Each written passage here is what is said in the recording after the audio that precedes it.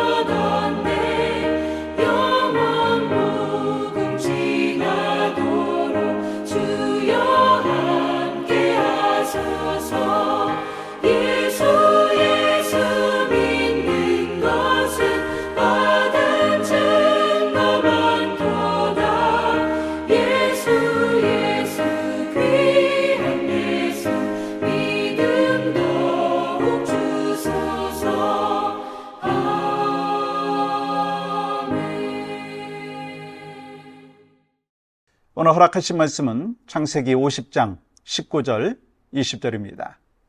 요셉이 그들에게 이르되 두려워하지 마소서, 내가 하나님을 대신하리이까. 당신들은 나를 해하려 하였으나 하나님은 그것을 선으로 바꾸사 오늘과 같이 많은 백성의 생명을 구원하게 하려 하셨나니. 아멘. 여러분과 저희 삶에는 이해할 수 없는 일들이 참 많이 일어납니다. 우리 친구 목사님의 교회에 어느 장로님의 아드님이 이 50대 중반인데 갑작스럽게 같이 살던 그 한 집에서 저녁에 굿나잇 하고 헤어졌는데 다음날 아침 일어나 보니까 그 아들이 심장마비로 하나님의 곁으로 갔다라고 하는 이야기를 들었습니다. 참 갑작스럽게 일어난 일이고 또 진실하게 신앙의 여정을 걸어가는 하나님의 가정 안에서 일어난 참으로 이해할 수 없는 일이고, 이 일로 인하여 그 장로님뿐만 아니라 그 가족들뿐만 아니라 또 섬기고 있는 그 교회의 많은 성도들이 참 함께 눈물을 흘렸다라고 하는 이야기를 들었습니다. 그렇습니다. 우리의 삶에 예상하지 못하는 일들, 이해하지 못하는 일들 참으로 많이 일어납니다. 때로는 억울한 일을 당하고 이유 없는 아픔을 겪죠. 왜 내게 이런 일이 일어나는가? 그러면 그때 질문하게 되죠. 근데 요셉의 삶을 보면 하나님께서 어떻게 사람의 계획을 뛰어넘어서 모든 일을 선으로 바꾸시는지를 분명히 알 수가 있다는 거예요. 요셉은 형제들의 시기로 인해서 어린 나이에 애굽으로 팔려갔죠. 뇌로 일하다가 억울한 누명으로 감옥까지 갇혔습니다. 인간적으로 보면 실패죠. 불행의 연속이었습니다. 그러나 하나님께서는 그 과정을 통해서 요셉을 훈련시키셨어요. 종으로 일하는 자리에서 성실을 배우게 하셨고 감옥에서 이 사람을 다루는 지혜를 배우게 하셨어요. 결국 그는 애굽의 총리가 되어서 수많은 생명을 살리는 자리에 서게 되었습니다. 그리고 요셉은 형제들에게 이렇게 말하죠. 오늘 본문 20절 보십시오. 당신들은 나를 해하려 하였으나 하나님은 그것을 선으로 바꾸사 오늘과 같이 많은 백성의 생명을 구원하게 하셨나이다. 여러분, 이 고백은 단순한 말이 아니죠. 수십 년 동안 고난을 지나면서 얻은 믿음의 결론이라는 거예요. 우리가 하나님의 큰 그림을 믿는다면 어떤 상황 속에서도 흔들리지 않을 수 있습니다. 아브라함도 약속을 받았지만 긴 기다림과 시험을 통과해야 했습니다. 요셉도 그렇죠. 억울한 고통의 세월을 지나야 했습니다. 그러나 그 모든 것은 헛되지 않았다는 거예요. 이 고난의 대명사라고 할 수 있는 욥의 삶의 모습은 어떻습니까?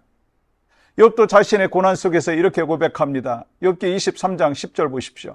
내가 가는 길을 그가 아시나니 그가 나를 단련하신 후에는 내가 순금같이 되어 나오리라. 다시 말해서 하나님은 우리의 길을 아시는 거예요. 내가 지금 어디를 걷고 있는지, 어떤 상황에 있는지 다 아십니다. 여러분 그 믿음과 확신이 있으시죠?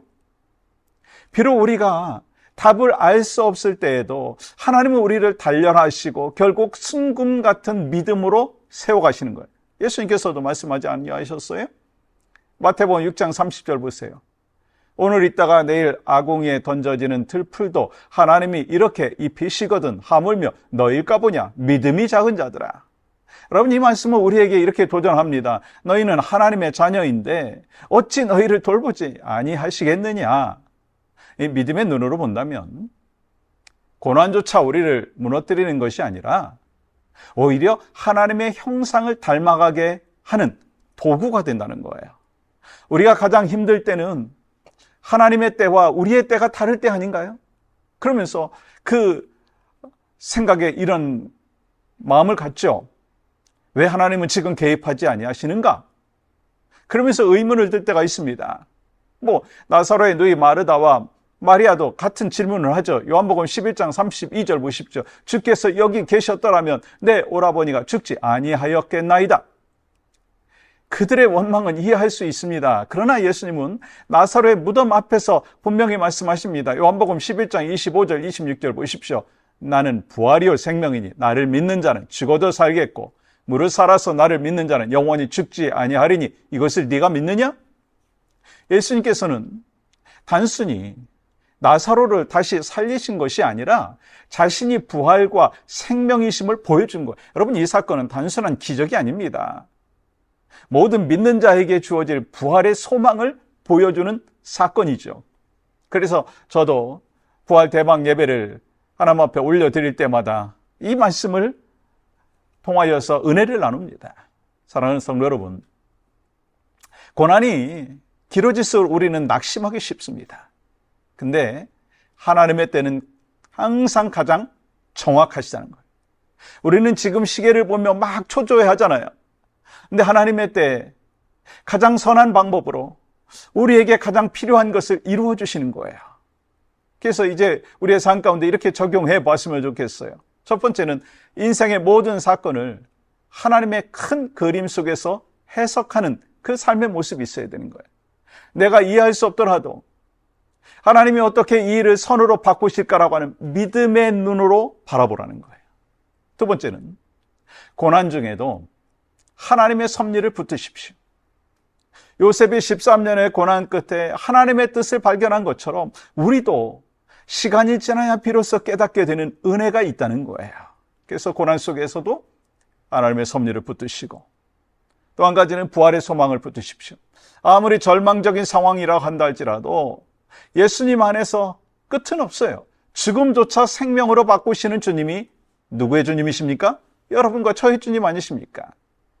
하나님께서는 우연히 일어나도록 내버려 두시는 분이 아닙니다. 우리의 실수조차도 선으로 바꾸시고 우리의 눈물을 헛되지 않도록 만들어 주시는 거예요. 그래서 로마서 8장 28절 함께 나눴듯이 모든 것이 합력하여 선을 이루시는 것, 단순한 우일의 말씀이 아니라는 거예요. 그냥 성경에 기록된 말씀으로 끝나는 것이 아니라 우리의 삶 속에서도 반드시 이루어지는 약속의 말씀입니다. 아멘이신가요? 여러분, 지금 여러분의 삶의 고난과 이해할 수 없는 일이 있습니까? 그렇다면 하나님께서 반드시 그 일을 사용하셔서 선을 이루실 것을 믿으십시오. 그 믿음이 우리를 흔들림 없이 서게 하고 결국 하나님의 영광을 드러내게 하실 것입니다. 그 믿음으로 오늘도 승리하시기를 주의 이름으로 축복합니다. 우리 함께 기도할 때 고난 가운데서도 요셉처럼 하나님의 선한 뜻을 바라보는 믿음을 주시옵소서. 절망이 아니라 부활의 소망을 붙들며 나의 삶이 예수님의 형상을 닮아가 하나님의 영광을 드러내게 하여 주시옵소서. 함께 기도합니다. 하나님, 결국 하나님께서 우리의 삶에 선한 열매를 허락하여 주시는 전능하신 하나님이신 줄 믿습니다. 선하신 하나님이신 줄 믿습니다. 비록 지금 어두운 인생의 터널을 지난다 할지라도 결국 하나님께서 모든 것이 합력하여 선을 이루시는 전능하신 하나님이신 것을 믿고 확신하는 모든 사랑하는 성도들 되게 하여 주시옵소서. 예수님의 이름으로 기도합니다. 아멘.